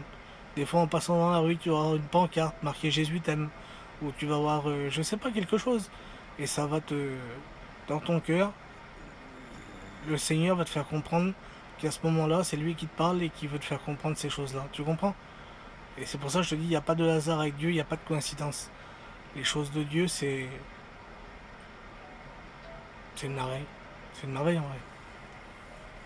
Et je te dis, ce soir, c'était vraiment pas prévu que je le fasse le direct. T'as vu, j'en ai fait un tout à l'heure, il était déjà pas prévu, celui-là non plus. Et puis comme l'autre tout à l'heure, voilà, il était bien. Je me suis dit, je vais en faire un autre. En plus, j'ai rien à faire. Je suis pas trop fatigué. Donc je me suis dit, voilà, si je peux apporter un petit mot d'encouragement, ben merci Seigneur que ça t'a encouragé. Et merci Seigneur que ça puisse te guider, te diriger, te fortifier, te donner de la force d'avancer, puis d'y croire, de croire dans les choses qui peuvent se passer dans ta famille. Et puis dans vos familles aussi, à vous qui écoutez depuis tout à l'heure, que vous puissiez persévérer dans la prière et vous efforcer d'y croire et de combattre le bon combat. Le bon combat, c'est comme je l'ai expliqué tout à l'heure dans l'autre direct, c'est pas combattre la chair et le sang. Comme il dit dans l'épître aux Galates, il dit vous n'avez pas à combattre la chair et le sang, ça veut dire on n'a pas à se battre contre les hommes, mais on a simplement à se battre contre nous-mêmes parce que c'est le pire ennemi qu'il y a sur terre, c'est pas le diable. Hein. Le diable, il a été vaincu il y a 2000 ans à la croix de Golgotha. Satan, il a été écrasé, il a été dépouillé, il a été mis en spectacle devant les anges et devant le monde entier. Mais ça qu'il y a, c'est que notre côté charnel, à nous, qui est influencé par l'esprit du monde, il nous fait la guerre sans cesse. On a des envies, on a des passions, on a des choses qui sont contraires à ce que Dieu aime. Et puis il y a des choses des fois qui nous éloignent de Dieu parce que ça y fait mal au cœur qu'on pratique des choses qui sont pas qui sont pas dans le plan de Dieu mais dans le plan de l'ennemi. Tu comprends le sens? Et voilà, c'est tout simple en vrai à comprendre. C'est tout simple. C'est la parole de Dieu en vrai elle est simple. Ben oui, c'est vrai. Tu sais, je vais te dire quelque chose. Je sais pas si t'es une petite soeur, un petit frère, un petit cousin, une petite cousine, quelqu'un que t'aimes bien, mettons. Un petit, je te parle d'un exemple, ben c'est pour te faire comprendre comment Dieu te voit comme un enfant. Et t'es son enfant, et c'est pour te faire comprendre la personne, mettons, le petit, la petite là, tu tombes mort après, c'est ton petit neveu, ta petite nièce, ton petit cousin, ta petite cousine, tu tombes mort après, mais il fait des choses ou a fait des choses qui te plaisent pas et qui te font mal au cœur. Mais toi, tu l'aimes à cette personne-là, tu comprends le sens, tu l'aimes, mais t'aimes pas ce qu'elle fait. Tu comprends? Mais la personne elle-même, son âme, son cœur, sa personne, tu l'aimes. Mais les choses qu'il a fait, ça te déplaît, ça te fait mal au cœur, ça t'attriste, ça te rend mal. Et ben Dieu c'est pareil. Dieu t'aime pour ce que tu es, il t'aime toi, la personne que tu es toi, mais il y a des choses que tu fais dans ta vie que Dieu n'aime pas et que Dieu déteste et que Dieu a en horreur. Et moi le premier, je fais des choses que c'est en horreur aux yeux de Dieu et j'y demande pardon tous les jours. Et il y a des choses que je suis tenu par des choses que j'y demande de me délivrer, j'y demande de me libérer de certaines choses. Des fois, je me rebelle contre Dieu parce que je comprends pas pourquoi. Parce que je dis, Seigneur, je pourrais te servir autrement, je pourrais faire plus de choses pour toi si je serais plus libre. Mais voilà, des fois, il y a des choses qu'on ne comprend pas pourquoi et voilà, je suis comme vous, je suis maintenu par des choses que... C'est pour ça l'apôtre Paul, il va dire dans la parole de Dieu, il va dire, le bien que je veux faire, le bien que je veux faire, j'arrive pas à le faire, et le mal que je veux pas faire, je le fais quand même. Tu vois, ça veut dire c'est contradictoire. L'esprit elle a des désirs contraires à la chair, et la chair elle a des désirs contraires à l'esprit. Ça veut dire qu'on fait pas ce qu'on veut. C'est une logique un peu spéciale, mais c'est la parole de Dieu qui le dit, c'est comme ça. Oui, tu viens de dire ma vie, j'ai mal à la gorge. Tu viens de dire ma vie, j'ai... Attends, je vois plus clair. Je vois pas, c'est écrit sur du blanc. J'ai laissé tomber et j'essaye de revenir là, mais c'est dur. À cause de toutes les choses que j'ai fait de mal. Tu sais, le Seigneur, il a dit dans sa parole, tu sais, moi je suis comme toi, je reviens à Dieu il n'y a pas longtemps. Il n'y a pas longtemps, il y a même pas 10 jours, 2 semaines que je retourne aux Réunions. J'étais parti, j'étais pas reparti vraiment dans le monde que j'ai connu avant parce que je reviens de très loin. Mais j'étais parti loin de Dieu, j'étais rétrograde et puis j'étais parti loin de Dieu. Et là, je commence à revenir et je suis dans la même position que toi. J'étais avant-hier à la Réunion, j'étais hier et ce soir. Mais crois-moi, c'est dur pour moi aussi, c'est vraiment dur. Mais je m'efforce parce que j'ai compris, j'ai voulu retourner un peu dans le monde. J'ai voulu voir ce que le monde, ce que c'était. J'ai sorti avec une fille que c'était pas une chrétienne. Elle était baptisée mais elle n'était pas convertie. Et puis il m'arrivait plein de problèmes. Et puis si tu veux, je me suis éloigné de Dieu, je me suis rebellé contre Dieu. Parce que je disais que c'était de sa faute. Alors c'est moi qui avais pris les mauvais choix, les mauvaises décisions. J'ai mis la faute sur Dieu. Et depuis le temps, je m'efforce d'essayer de revenir à Dieu. Et c'est très difficile et je te comprends. Alors sur toi, t'es pas la seule. On a tous des combats. Et mais ce qu'il y a, c'est que Jésus nous donne la victoire et il faut le croire tout notre cœur. Même si c'est dur, même si des fois on voit, comme je te disais tout à l'heure, qu'on voit que le contraire des choses, le Seigneur il nous donne la victoire. Mais ce qu'il y a, faut le croire. Faut le croire. La foi, c'est ça. C'est croire l'invisible, c'est croire l'impossible. C'est que nous, on arrive à un moment qu'on est limité, qu'on n'a plus la force ou qu'on n'a plus les moyens ou qu'on ne sait plus comment faire ou qu'on ne sait plus quoi faire. Dieu il intervient et il fait de l'impossible le possible. Il rend l'impossible possible. Tu comprends le sens? À cause de toutes ces... Oui, je l'ai lu ça. Mais c'est bon déjà, t'es sur le chemin du retour. T'es sur le chemin du retour, tu t'es repenti, t'as demandé pardon à Dieu. Le Seigneur, il dit dans sa parole, c'est Jésus qui parle, il va dire, je ne mettrai pas dehors celui ou celle qui vient à moi. Ça veut dire que le Seigneur, il connaît ton cœur, il connaît ta vie, il connaît tes combats, il sait ce que tu es capable de supporter, il sait ce que tu as enduré, il connaît tes souffrances mieux que personne, peut-être mieux que toi-même. Des fois, il y a des choses que tu as peut-être oubliées, que tu as souffert, ou des choses que tu as encaissées, que c'est enfoui dans ton esprit ou dans ton cœur, et c'est étouffé par des tonnes de choses de la vie de tous les jours, mais le Seigneur, ces choses-là, il les connaît. Et lui, il peut t'en libérer, il peut guérir les blessures de ton cœur, les blessures que personne connaît, que personne ne voit, que tu peux n'en parler à personne et que je te dis, même toi, peut-être tu les as oubliées. Lui, il peut les guérir. Ces blessures qui te font souffrir inconsciemment, il peut te guérir. Mais ça qu'il y a, faut que tu aies foi en lui, que tu lui fasses confiance, que tu l'aimes de tout ton cœur, que tu le serves comme un roi, parce qu'il est le roi des rois. Et Dieu peut toutes choses, tout simplement. Attends, je me lève 2 minutes. Je vais éteindre, j'ai bien. Il y a un truc là-bas qui me de gorge.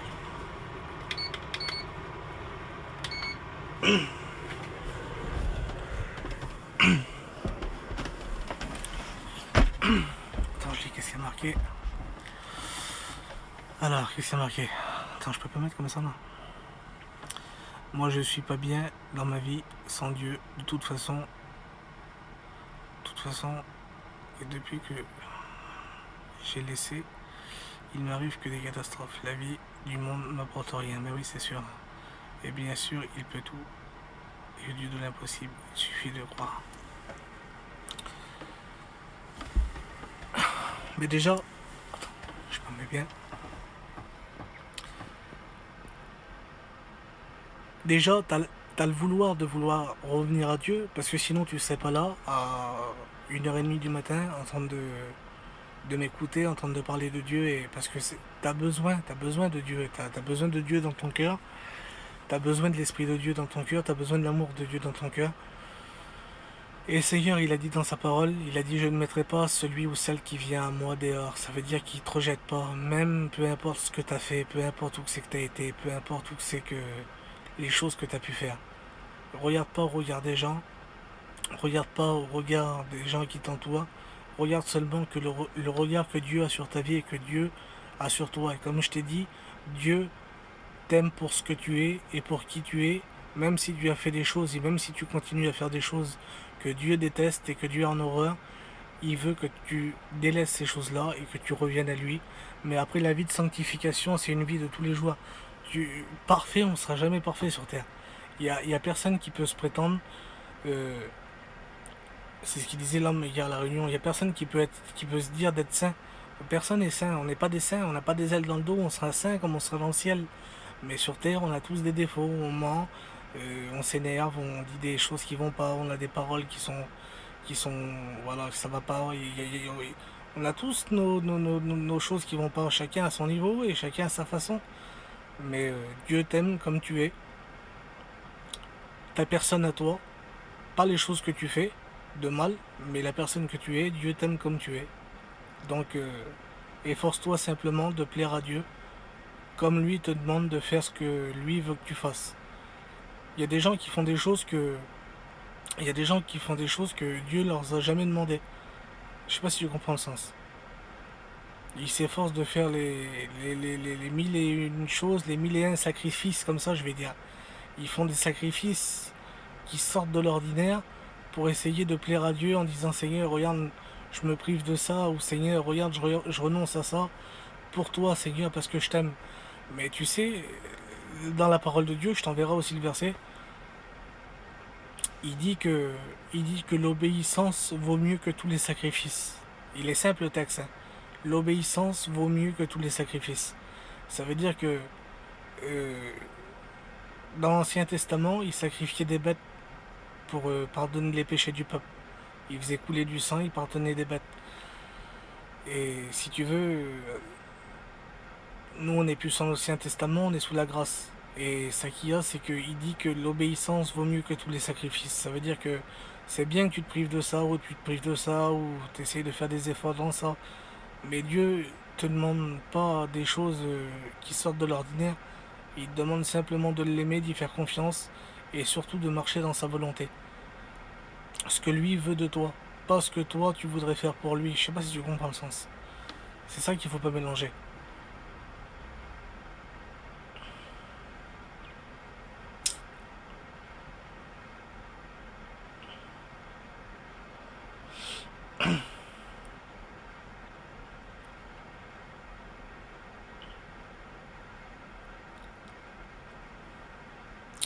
Dans les choses que tu te sentiras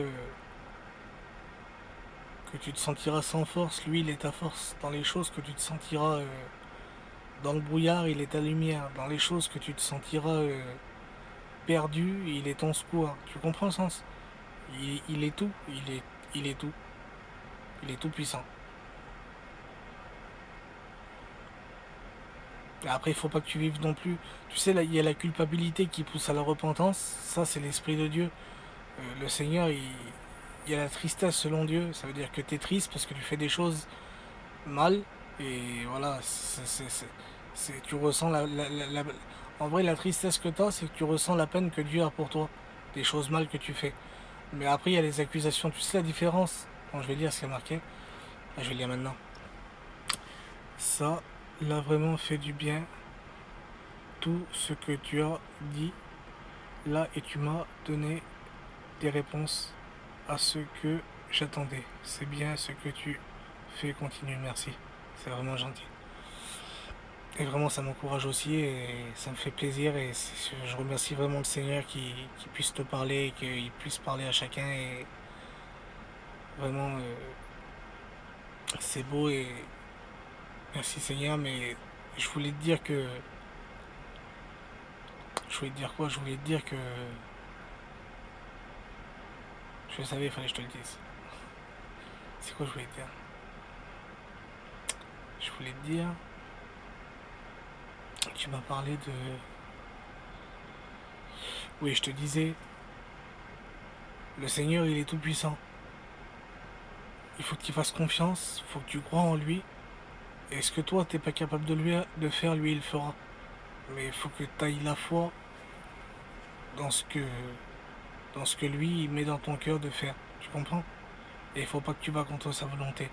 Comme, comme si toi, t'as décidé, par exemple, je te mets un exemple, hein. Si toi, t'as décidé de convoiter, c'est ce que j'ai parlé dans le direct tout à l'heure, je sais pas si t'étais là. Si tu convoites, par exemple, d'aller dans un endroit, ou si tu convoites de sortir avec quelqu'un, ou si tu décides je sais pas, de faire quelque chose de ta vie sans demander à Dieu, c'est un grand risque et c'est un grand danger cette chose-là. Et après, si tu demandes la volonté de Dieu et que Dieu te dit non, ce garçon-là, il n'est pas pour toi, ou cette fille-là, elle n'est pas pour toi, ou cet endroit-là, c'est pas cet endroit-là que je veux que tu vas, c'est dans cet endroit-là, c'est parce que Dieu a un plan pour toi dans l'endroit qu'il a préparé. Et après, si tu vas contre la volonté de Dieu, il peut t'arriver que des problèmes parce que tu vas contre sa volonté. Donc, en laissant la présence de Dieu et en laissant la volonté de Dieu, bah, tu vas te retrouver dans des situations, dans des choses que tu n'es plus vraiment sous la protection de Dieu parce que déjà tu l'as attristé, tu l'as blessé, tu l'as trahi, tu comprends le sens. Et, euh, et bien entendu, ben, il va t'arriver des problèmes, mais ça qu'il y a, c'est pour ça qu'il faut que tu restes toujours auprès de Dieu. Il faut toujours que tu restes auprès de Dieu et que tu restes constamment euh, dans sa présence et dans sa volonté. Même si tu ressens pas toujours sa présence, ça serait trop beau, Seigneur, si on aurait toute la journée la présence de Dieu sur nous, puis qu'on serait béni, et puis qu'on serait... mais ça sera dans le ciel éternellement. Mais pour l'instant, on est un passage, on est sur terre, on est passager. On est c'est écrit dans la parole de Dieu qu'on est des voyageurs errants sur terre. On est on est des vagabonds sur terre qui parcourent le monde normalement à porter la parole de Dieu les uns aux autres. Le vrai évangile, c'est ça. Jésus, il a demandé aux disciples de parcourir le monde et d'aller porter la parole de Dieu à toutes les nations. Tu comprends le sens? On n'est pas... On est... Non quoi? On est des combattants de Dieu. Ben exactement. Tu sais que dans l'invisible, dans les choses, je vais pas parler d'Arénès, hein, il est tard et puis il y en a qui sont un peu tard, mais dans l'invisible, il y a des combats. Il y a des combats que nous on voit pas. Et dans la parole de Dieu, il y en a plein qui ont été écrits. Il y a plein de choses qui sont passées. Mais il y a des choses dans l'invisible que on a des anges qui nous protègent. Et il y a des anges, des anges déchus, des démons qui sont là, essayer de nous envoyer des personnes, de les influencer à nous faire du mal, de nous blesser, tu vois le sens? Mais dis-toi que des fois, il y a des choses qui sont arrivées. Moi, je sais, des fois, par exemple, j'ai fait un accident. Et je sais que je suis sorti, j'ai rien eu de l'accident, un accident d'auto, et je sais que c'est pas une coïncidence, c'est pas le hasard qui a fait que ça s'est passé comme ça, c'est parce que Dieu m'a gardé. Et il a envoyé son ange. Moi, je l'ai pas vu de mes yeux, j'ai pas vu d'ange, j'ai pas vu d'étoile, j'ai pas vu de lumière, mais je sais que c'est Dieu qui a posé sa main et qui m'a gardé. Tu comprends le sens? C'est tout simple. C'est tout simple à comprendre. Il y a des gens qui compliquent les choses de Dieu, il y a des gens qui compliquent la parole de Dieu, qui essaient de déformer les textes ou de les rendre compliqués. Mais la parole de Dieu, en vrai, elle est simple, les choses de Dieu, elles sont simples. C'est la vie qui est difficile. La vie sur Terre, elle est difficile, elle est compliquée. Et les gens, beaucoup de gens la compliquent encore plus qu'elle est déjà compliquée. Donc, si après tu compliques les choses de Dieu, ben tu t'en sors plus. Après, c'est plus un plaisir de vivre l'évangile, c'est un fardeau. C'est un fardeau, c'est un poids. Tu le vis à contre-cœur, ça te pèse sur le cœur, sur les épaules, et puis t'es fatigué, tu te lèves le matin, t'as pas envie de prier, t'as pas la joie de prier, t'as pas le bonheur d'écouter des cantiques. Maintenant, en vrai, j'ai remarqué, je sais pas si vous avez remarqué ça, depuis quelques années, là, depuis 3 4 ans, les cantiques maintenant, c'est des cantiques mélodramatiques un peu. Ils font des cantiques qui jouent sur les sentiments des gens. Tu es triste, tu es découragé, tu es abattu, euh, machin. Puis à la fin du cantique, le Seigneur, c'est comme Jésus et la clé là, qui oui, je le connais, j'aime bien, c'est un serviteur de Dieu, puis j'aime bien ces cantiques. Mais il y en a que j'aime pas. Jésus et la clé, c'est un beau cantique, mais c'est vraiment sentimental, c'est dramatique. C'est vraiment pour toucher une personne qui sait qu'il souffre pas, qui sait qu'il n'y a pas de problème, qui sait qu'il est pas mal dans sa vie, qui sait qu'il a pas besoin d'amour, qui sait qu'il n'a pas besoin d'amitié, qui sait qu'il n'a pas besoin de réconfort, qui sait qu'il n'a pas besoin de secours, qui sait qu'il n'a pas besoin de Dieu. La question, elle est simple. Et tout le monde a besoin de Dieu. Il y en a qui en ont besoin parce que ils vont dire qu'ils en ont pas besoin parce qu'ils se rendent pas compte, parce qu'ils sont, comment on va dire, ils sont remplis des choses du monde, de tout ce que tu veux, de la drogue, de l'alcool, de l'argent, mais ça va un temps, ça va un moment. On est arrivé à un moment, ils se rendront compte, comme beaucoup s'en est rendu compte, ben, que le monde donne d'une main et reprend de l'autre, et que, ben, en vrai, c'est que du bonheur éphémère et qu'ils perdent leur temps, puis qu'ils ont perdu leur temps. Puis après, ils pleurent dans les réunions en disant si j'aurais su, Seigneur, je pourrais convertir avant. Si seulement je t'aurais connu plus tôt, j'aurais pas fait toutes ces bêtises, toutes ces choses dans ma vie, tu comprends? C'est tout simple. C'est tout simple à comprendre. C'est tout simple. Et pourtant, des fois, c'est des hommes de 50 ans, 60 ans. Et puis, ils ont passé toute leur vie, ils ont fait les 400 coups. Et puis, arrivés au bout de leur vie, ben, ils se rendent compte qu'ils ont gâché leur vie. Ils ont détruit leur foyer. Ils ont fait du mal aux gens qui les entourent. Ils ont détruit leur famille. Et puis après, ils pleurent et puis ils se rendent compte qu'ils regrettent le passé, qu'ils n'ont pas passé du temps avec Dieu, qu'ils n'ont pas passé du temps alors qu'ils ont écouté tout le monde n'a pas la chance d'écouter la parole de Dieu, mais maintenant dans les temps qu'on vit, moi je me rappelle il y a 10 ans en arrière, c'était pas comme ça, il n'y avait pas d'iPhone, il n'y avait pas Instagram, il n'y avait pas Facebook, il n'y avait pas YouTube, il n'y avait pas toutes ces choses-là. Donc, et puis l'évangile c'était un peu, voilà, c'était les Alléluia, c'était vraiment spécial. Il y a des gens qui sont encore comme ça à l'heure d'aujourd'hui et qui connaissent rien du tout. Mais maintenant, dans notre peuple, l'évangile, depuis 60 ans, il a grandi, puis là, en une dizaine d'années, maintenant, avec tout ce qui se passe, tout le monde connaît un peu les choses de Dieu. Donc, voilà, c'est en vrai, la parole de Dieu a dit celui qui cherche trouve. Et en vrai, si en vrai tu cherches vraiment Dieu, j'écoute des témoignages, des fois des petits raclés qui ont rencontré le Seigneur. J'ai une chaîne YouTube, allez sur mon compte Instagram. J'ai une chaîne et des fois je mets des témoignages des expériences, des choses qui sont passées. J'ai des copains, c'était des Arabes, ils ont rencontré Dieu, ils étaient dans l'islam. Ils ont grandi par tradition humaine, tradition familiale, tradition de génération en génération. Ils ont grandi dans des religions que c'est les parents qui les ont enseignés comme ça. Et en vrai, ni leurs parents, ni eux, ils connaissaient Dieu. Puis un jour, ils ont fait la réelle rencontre de Jésus. Et puis ils ont rencontré l'amour, ils ont rencontré Dieu, ils ont rencontré vraiment l'Esprit de Dieu.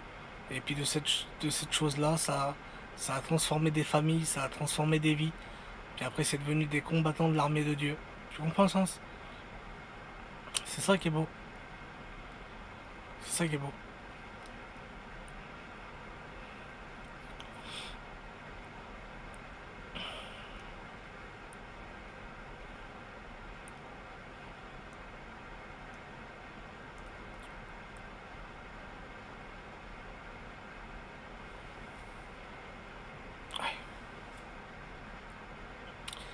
Vous avez compris ou vous n'avez pas compris?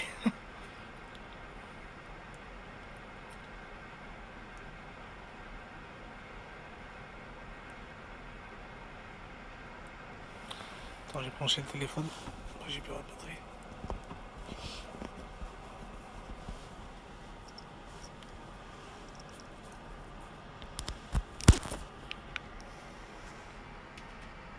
Aïe. Il n'y a que moi qui parle depuis tout à l'heure. Laissez un message, je sais pas, un avis, un partage, un commentaire. Amène un commentaire. Je pense, j'ai tout compris moi. Tu penses alors? T'es pas sûr? Tu doutes?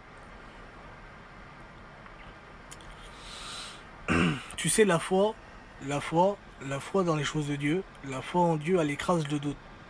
Et le doute, il écrase la foi. Quand tu doutes, quand le doute, il s'installe dans ton cœur, c'est comme, c'est comme si tu marcherais, je sais pas, je te prends un exemple, tu marches le soir dans une rue, il y a quelques lumières d'allumées, et d'un seul coup, les lumières, ils commencent à clignoter, et dans ton cœur, ça commence à s'emballer, t'as le cœur qui s'accélère, tu commences à paniquer parce que t'as peur que les lumières, ils grippent et tu te retrouves dans le noir. Ben, le doute, c'est ça. Si tu laisses place au doute, les lumières ils vont griller, puis tu vas te retrouver dans le noir. Mais si tu as la foi, ben, le Seigneur va t'éclairer jusqu'à la fin du chemin, tu rentreras chez toi sain et sauf. Comme ça, je vais dire. T'as compris le sens? Attends, je dis qu'est-ce qui est marqué. C'est bizarre, j'arrive pas à lire ce téléphone-là. Moi, si je te laisse... Moi, quoi? Moi, si je te laisse, je vais dormir. Merci pour ces mots qui m'ont encouragé. Dors bien et que Dieu te bénisse et te donne de la force pour ce que tu fais. Eh bien, je te remercie vraiment, que Dieu te bénisse. Passe une bonne nuit. Bénis de Dieu. Que la paix de Dieu soit sur ton cœur et sur ton esprit. Et que tu puisses prendre les bonnes décisions ce soir. Demain, quand tu te réveilleras, que tu commences ta journée dans la prière. Et que tu puisses placer ta journée devant Dieu. Et reprendre les armes. Tu liras Éphésiens chapitre 6. C'est de te rappeler. Tu lis Éphésiens chapitre 6 et tu commences à prendre les armes de Dieu. La ceinture de vérité, les chaussures du zèle, l'épée de l'esprit, le bouclier de la foi. Et demain, quand tu commences ta journée, tu dis Seigneur, je prends les armes. Je suis une combattante. Je combats dans l'armée de Dieu. Alors je prends les armes. Je prends l'épée de l'esprit, je prends le bouclier de la foi, les chaussures du zèle, la ceinture de vérité, le casque du salut. Et je commence ma journée dans le combat de Dieu. Tu comprends? Vas-y, je t'embrasse. Tout... Attends, j'arrive pas à lire. Tout ce que vous pouvez dire ou faire, faites-le au nom du Seigneur Jésus-Christ en remettant par lui Dieu le Père. Amen. Et il y a un autre verset qui dit que tout ce qui est fait... Non, c'est comment? C'est tout concourt au bien de ceux qui aiment Dieu. Ça veut dire que toutes choses sont faites pour Dieu, pour sa gloire et par amour pour lui. T'expliques vraiment bien. Merci, ça fait plaisir. Envoie-moi un message, je vais oublier. Ok, ça marche.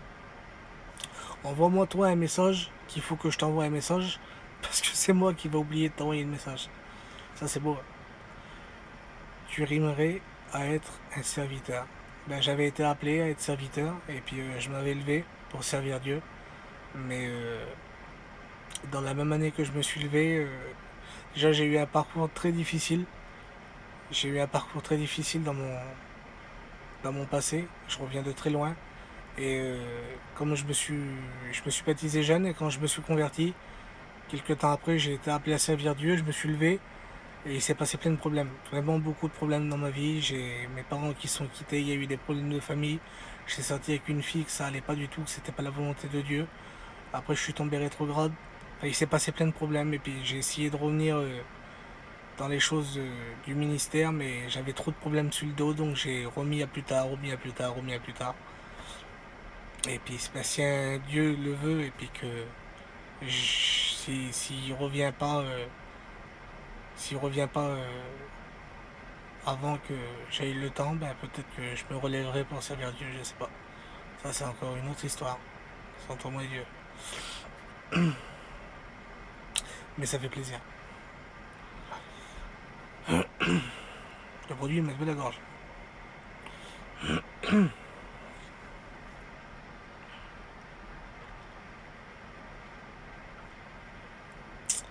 Donc voilà quoi.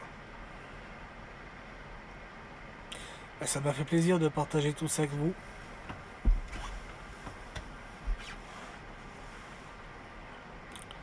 Mais j'en suis sûr que tu vas être appelé. Mais j'ai déjà été appelé. J'ai été appelé, je me suis levé, mais ce qu'il y a, c'est que ben, je me suis rassis. Je me suis rassis parce que j'ai passé trop de problèmes et jusqu'à aujourd'hui, j'ai pas eu l'honneur et la grâce de pouvoir me relever. Donc si tu veux, j'ai travaillé pour Dieu, j'ai fait beaucoup de travail pour Dieu, mais pas aux écoles bibliques, pas au ministère, pas à prêcher sur une estrade, mais des travails comme ça sur Instagram, YouTube, je sais pas, plein de choses. Tu sais, de toute façon, du moment que tu travailles pour Dieu, tu verras que tu prêcheras la parole de Dieu un jour. Ben, tu sais que je le fais depuis tout à l'heure. En vérité, je me rendais même pas compte depuis tout à l'heure, mais en vérité, prêcher, tu sais ce que ça veut dire prêcher? Prêcher, ça veut dire parler de Dieu. Le mot prêcher, ça veut dire parler. Un prêcheur, tu peux prêcher des centaines de choses. Tu peux prêcher la parole de Dieu, tu peux prêcher du sport, tu peux prêcher, je sais pas moi, tu peux prêcher de la cuisine, tu peux prêcher Prêcher, ça veut dire parler d'un sujet. C'est faire un débat dessus, puis expliquer des choses de ce que tu sais de la chose. Tu comprends? Eh ben c'est ça. Ben, depuis tout à l'heure, je prêche la parole de Dieu. Voilà.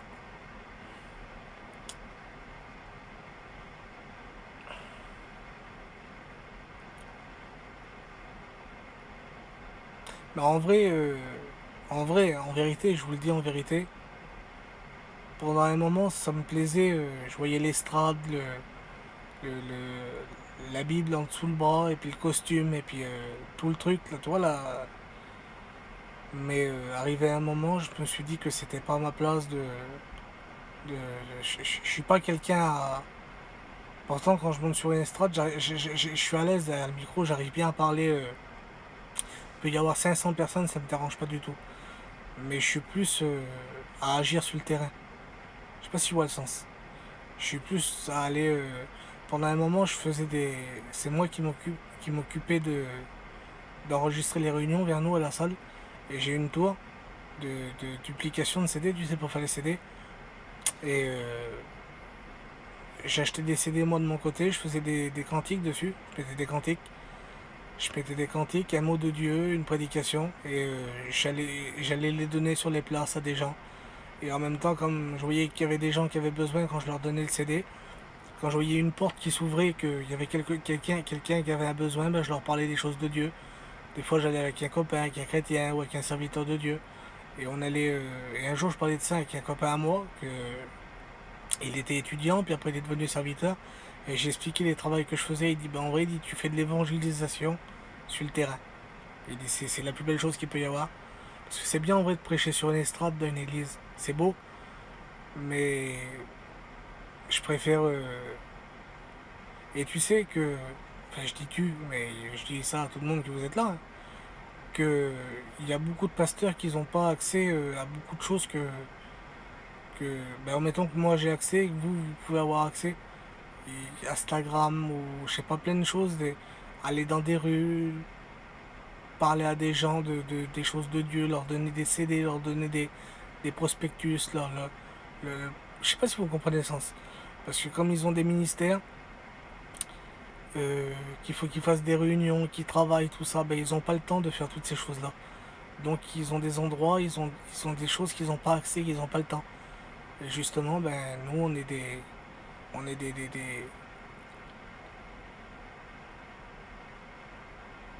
des enfants de Dieu qui travaillent dans l'homme.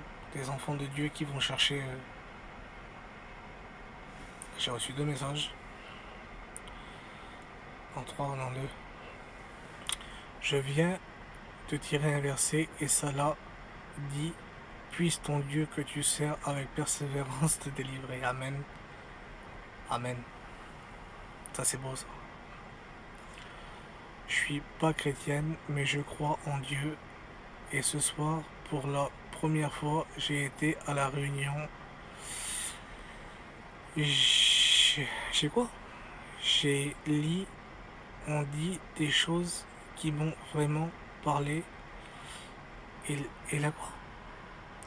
Et là pareil. Je trouve qu'il y a plein de choses qui me parlent vraiment. C'est beau, c'est une merveille. En réalité, c'est une merveille. Mais je le redis, je l'ai déjà dit tout à l'heure, je sais pas si tu étais là. Je l'ai dit plein de fois, je l'ai dit toute ma vie, je crois. Et je le dirai encore toute ma vie, jusqu'à temps que le Seigneur vienne prendre. Que le hasard, ça n'existe pas avec Dieu. Le hasard, les coïncidences, le fruit, comme on dit, des fois c'est le fruit du hasard ou c'est une coïncidence. Les circonstances de la vie, tout ça. Mais ça n'existe pas ça. La parole de Dieu, elle est affirmative là-dessus. Il n'y a pas de hasard avec Dieu. Tout ce qui se passe, tout ce qui se fait, tout ce qui se déroule, comme c'est dirigé dans un sens, c'est que Dieu est là, et que Dieu est d'accord, et que Dieu approuve, il fait en sorte que les choses, comme un puzzle, que toutes les pièces se mettent les unes dans les autres, et que ça forme quelque chose qui donne une forme, et que ça donne un résultat ben, impeccable. Que ça donne ce que Dieu veut pour chacun d'entre nous. Je sais pas si vous avez compris le sens. Moi aussi, je suis pas chrétienne, mais j'ai déjà reçu des trucs de Dieu. Amen. Mais efforcez-vous de vous approcher de Dieu. Parler, parler. Vous savez, la prière, c'est pas une prière, c'est pas une prière de dire un rituel, de répéter toujours les mêmes choses. Ou c'est vraiment qu'est-ce qu'on a sur notre cœur, comme on se lève le matin, on présente notre journée devant Dieu, on se place devant Dieu, on y parle comme on parlerait à notre copain, notre copine ou à notre, je sais pas, qui vous voulez. Quelqu'un que vous aimez bien, la meilleure personne que vous aimez, mais vous imaginez que cette personne-là vous aime encore plus qu'elle et qu'elle voudrait faire encore plus de choses que cette personne-là pourrait faire pour vous. Et, et après, comme, je sais pas, plus que vous passez du temps dans la prière avec Jésus, c'est une conversation, vous y parlez, vous y expliquez vos problèmes, vous pouvez parler toute la journée. Vous y dites par où vous passez, ce qui vous tracasse, ce qui vous plaît, ce qui vous fait peur, ce que vous avez envie. Et le Seigneur, il vous écoute, c'est votre copain, c'est votre meilleur ami. C'est écrit dans la parole de Dieu qu'il est l'ami qui aime en tout temps et que dans le malheur, il se montre un frère. Et croyez-moi que vous savez, je l'ai expérimenté, vous l'avez expérimenté. Souvent, comme on passe dans des problèmes, dans des réels problèmes, je parlais, comme on est vraiment dans le malheur, les amis, les copains, les copines, il n'y a pas grand monde qui est là, même la famille des fois. Mais c'est écrit dans la parole de Dieu que même dans le malheur, il est là comme un frère. Donc, vous pouvez vraiment compter sur lui, c'est quelqu'un qui vous abandonnera jamais. Et même si des fois vous passez des épreuves, des difficultés, des choses qui vous dépassent et puis que vous vous sentez perdu, c'est seulement l'ennemi qui essaye de tout mettre en disposition autour de vous pour vous troubler, pour vous faire perdre confiance en Dieu. Mais le Seigneur, il est là, il vous garde, il vous protège. Et il vous aime surtout. Moi, vraiment, je crois en Dieu, mais je ne suis pas baptisé. Je préfère bien comprendre les choses de Dieu parce que c'est vraiment important. Bah oui. Bah tu sais, le baptême après c'est autre chose, mais les choses de Dieu, ça va tout simplement que tu te convertis, tu fais la rencontre avec Dieu, tu as la nouvelle naissance, ça veut dire que tu as l'Esprit de Dieu qui vient en toi, puis je sais pas, tu réalises déjà, ben déjà de toute façon ça va comprendre, quelqu'un qui n'a pas l'Esprit de Dieu, il peut pas comprendre les choses de Dieu. Tu vas y expliquer des versets, tu vas y expliquer des choses, des passages de la parole de Dieu, tu vas y parler de Dieu, et arrivé à un moment, il va se dire, il va pas comprendre, il a l'esprit du monde, il est agité dans sa tête, il est agité dans son cœur, il va pas réaliser, il va se dire c'est des conneries, ou il va douter, ou il va se dire, tu vois le sens. Mais après, faut pas attendre non plus de connaître la Bible sur le bout des doigts. C'est du moment que tu connais le Seigneur, que tu connais les choses que de Dieu, et puis que tu connais Dieu, voilà, après c'est simplement à toi d'y faire confiance. Tu sais, la foi, c'est s'abandonner dans l'invisible, dans les choses que tu connais pas. Et Dieu fait en sorte de t'accompagner tout le long du chemin. Parce que c'est lui-même le chemin, la vérité et la vie. Il reste une minute avant que le direct il se coupe. Alors attends, je lis juste les messages qui a marqués. Il y a un pasteur l'autre jour à la réunion, il avait vraiment plein de gens, mais il est venu sur moi, il a dit Dieu m'a parlé ce soir, il a dit que Dieu lui a fait voir que c'était pour moi le soir-là. S'il l'a ressenti de la part de Dieu, s'il l'a ressenti de la part de Dieu et qu'il est venu te le dire, c'est que Dieu y a émis dans son cœur. Après, si c'est ça, regarde, je te donne un exemple pour que tu comprennes. Bonne nuit, Shona. Dors bien, passe une bonne nuit, je s'embrasse. Dieu te bénisse. Il reste 20 secondes. Si l'homme, il avait à cœur de te le dire et que toi, ça t'a parlé dans ton cœur et que tu savais que c'était ça, ben c'est que c'était la volonté de Dieu et que tu as eu une confirmation dans ton cœur. Après, peut-être qu'il s'est trompé ou tu comprends. Je vous laisse, ça va couper, il n'y a plus de... Dieu vous bénisse.